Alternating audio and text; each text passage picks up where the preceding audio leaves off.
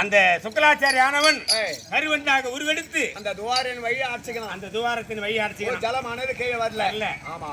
ஞானத்தால் உணர்ந்தேன். வண்டாக உருவெடுத்து அடைஞ்சிருக்கிறவன் சுக்கலாச்சாரி. அருகில் இருந்த ஒரு தர்ப்பை எடுத்து அவன் கண்ணை பார்த்து குத்தினேன். அவன் கண்ணும் போய் விட்டது. ரத்த தானமாக தானம் பெற்றுக் கொண்டேன். சரி. பின்பு எடுத்தேன் என் விஸ்வரூபத்தை. அண்டம் என்று சொல்லக்கூடிய ஆகாயத்தை ஓரடியாகவும் இந்த பிண்டம் என்று சொல்லக்கூடிய பூமியை ஓரடியாக அளந்தேன். ரெண்டே அடி அளந்தாச்சு. அடே மாபலி, மூன்றாவது இடத்துக்கு இடமெங்க என்று கேட்டேன். சாமி, தங்கள் மகிமை அறியாமல் தவறு செய்து விட்டேன். என் சிரசே பிரதானம் என்று சிரசை காண்பித்தால் என் வலது பாலத்தை அவன் சிரசில் வைத்து அதல சுதல பாதாள உலகம் சேர்த்தேன். ஆகையால் ஜெகமலந்த பாகமாண்டவா. சரி, உன்னுடைய பாண்டவர்கள் அத மாதிரி அர்ஜுனன் உட்கார்ந்து தூங்கி கிடக்கிறார் பாரு.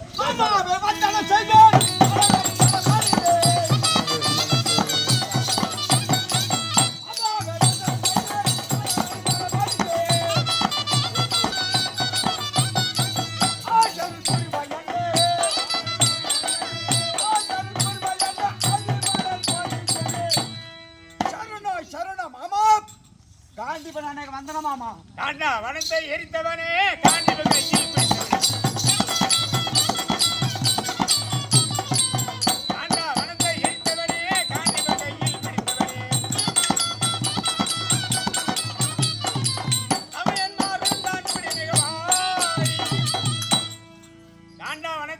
காண்டிபன் கையில் கையில் பிடித்த அர்ஜுனா, என் பாதத்தை பணிந்தபடியா என்றென்று சுகச்சேமத்தோடு வாய் எழுந்திரு.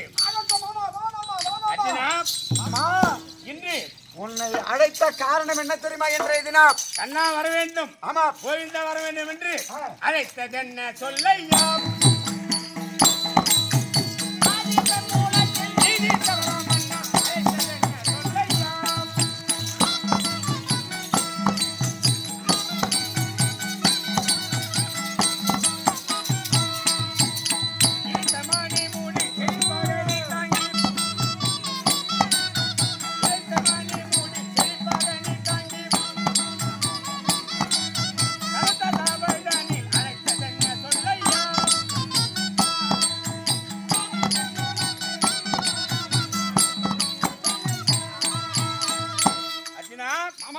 இன்றைய நாளிலே என்ன அழைத்த காரணம் மாமா? கண்டிப்பா இன்றைய தினம் 16-17 நான் இட்ட சபதம் ஈடேறும் நாள். நான் இட்ட சபதம் என்ன ஏற்றிருக்கிறேன். 17வது நாள் சண்டையில் கர்ணனை கொல்ல வேண்டும் என்றால் சத்தியம் செய்தேன் அல்லவா? ஆமா. பெருத்த சபையிலே அந்த சபதம் இன்று ஈடேறக்கூடிய சண்டையா? சண்டை மாமா மறந்தே போச்சு. காண்டிப்பா எனக்கு எத்தனையோ சிந்தனை, இதே சிந்தனை இருக்க முடியும். ஆமா, அதனால மறந்து விட்டேன். அதனால ரதம் செலுத்த வேண்டும். ரதம் ஓட்டணும். ரதத்தை ஓட்டு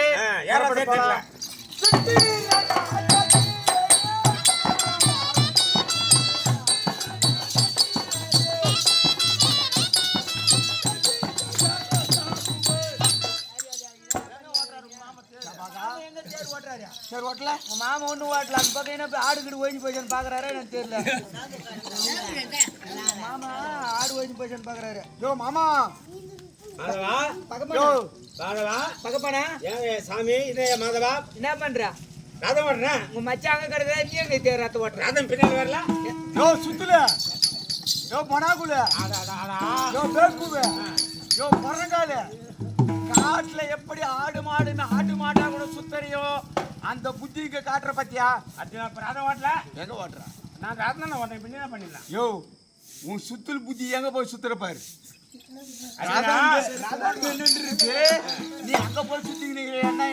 எதனால அங்க போன தெரியுமா? எதனால? பார்த்திபனே கேள் பகலுகிறேன் தேவி ஆடி பட்டாலே பாயா போச்சே.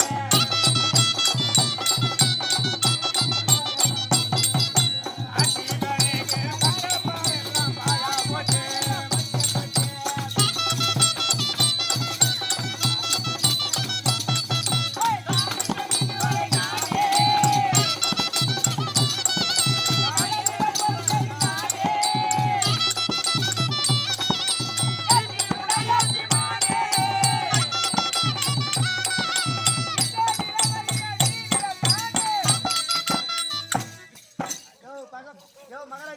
பழம் உனக்கு எனக்கு இதான் மண்டியில இதான் எதுவுமே இல்ல. நீனே மேதனே தை தைன்னு கிடக்குற அந்த ஆள் கீழே பாடி கிடக்குறாரு பகவான் நீனே பண்ணி இறங்கியா கீழா ஐயோ இல்ல மாமனை நினைத்தா எனக்கு சண்டைக்கு போலாமா இல்ல போய் திருப்பி போயிடலாமான்னு பாத்துக்கிறேன். அது எப்படி சொல்லு நீ மச்சான் கதையா அர்ஜுனா ஆமா இன்று உன்னுடைய எதிரிலே வரக்கூடியவன் யார்? யாரு யாருமே கேட்டா சொல்ல கேளியா உங்க பகவான் கேக்குறாரு நீங்க சொல்லியா யார் வரது சண்டைக்குன்னு கேக்குறாரு தெரியாத மாதிரி நம்மள கேக்குறாரு. நம்ம இன்னைக்கு என்ன பத்தி நம்ம கேட்டு தெரிஞ்சுக்கிறாரு அவரு. எத்தனை பேர் சண்டை போறீங்க எத்தனை பேர் போறீங்க பாரு, பாத்து மாமா அர்ஜுனா இது 16 17 இந்த இரண்டு நாள் சண்டையில் நான் யார் வாக்குதான் செய்ய வேண்டும் என்று சத்தியம் செய்திருக்கிறேன். தெரியலையே சொல்லியா நீ தான் சொல்லணும் யாருக்கு தெரியாது.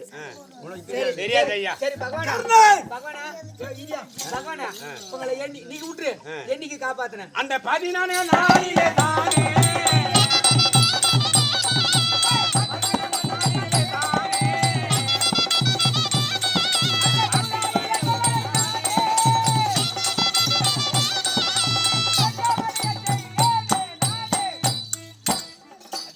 மாமா 13ஆம் நாள் சண்டை யாரு செத்துதியா என்னுடைய மருமகன் ஒரே ஒரு பொண்ணு கொடுத்தேன் என்னோட மருமகனை பாவி கொண்டு விட்டு என் பொண்ணை தாலி எடுத்து வீட்டு கடிச்சிட்டானுங்க ஓ பகவானா இது பூரா உங்ககிட்ட தான் இருக்குது வேலையே அந்த ஆளு கொண்டாந்து காவல் வைக்க மாட்டேன்னு சொன்னாங்க ஆமா நீதான் வைடான்னு சொன்னா கொண்டாந்து வச்சாங்க கண்ணை முடிக்கணும் போட்டா அந்த ஆளு உங்க ஒண்ணு அடுத்த குணத்துல அந்த ஆளு பொறுப்பு ஆமா நான் வேண்டாம் என்று மறுத்து உன்னோட பாதத்தை பிடித்து அழுது நீ என்ன செய்தே என்ன மாதவா மைத்துனா நாங்க வேணாம் உன் மகனை கொண்டு வந்து உன் அண்ணனுக்கு காவலாக நிறுத்து நான் பார்த்துக் கொள்ளுகிறேன். சரி காவலுக்கு ஆள் இல்ல அதனால வச்சுங்க செத்துட்டாரு அந்த ஆளு சரி விடு நீங்க செத்துட்டாங்க எத்து போய் போட்டு வடையும் பலகாரம் துண்டுறீங்க 500 நீ ஆயவரா வடை பலகாரம் துண்டு காரியம் பண்ணி எடுத்து சோம் கட்டிக்கினியா அந்த ஆளு பகவான் என்ன பண்ணுவாரு ஒண்ணு தாலி ஏத்திட்டு வீட்டுக்கு போய்க்கிறாரு இது யார் பாவம்